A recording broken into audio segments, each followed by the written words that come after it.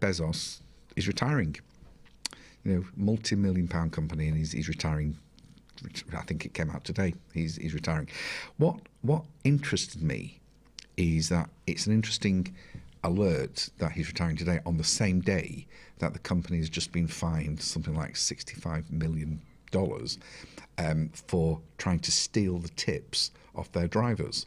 And I mean, honestly, this is one of my biggest gripes about big business. It's not so much that they have unfair competition. It's not unfair that they're a bit ruthless. It's not even that they play the market. It's just that the only thing they're interested in is money. And no matter what they say, and I can't stand the hypocrisy, what type of company tries to steal off not only it's their drivers, but of people who are generally on minimum wage or slightly above that. I've been in business I've been in accounts direct for 31 years now, and before that I was in business since I was 17. I'm now 58, so that's 41 years I've been in business.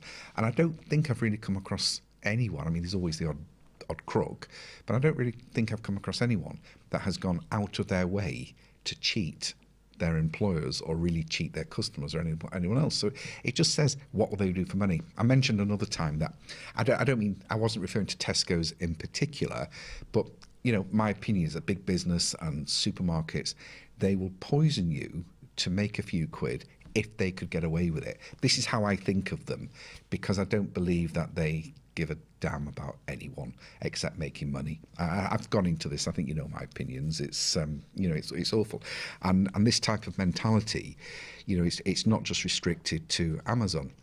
Now look at something else as well. When a company gets a fine for doing something really horrible, what you're telling that company and the rest of the world is that it's okay. So now, the next time they do it, they know it's going to cost them roughly £65 million, and they can build it into their costs. So it's not teaching them not to do it.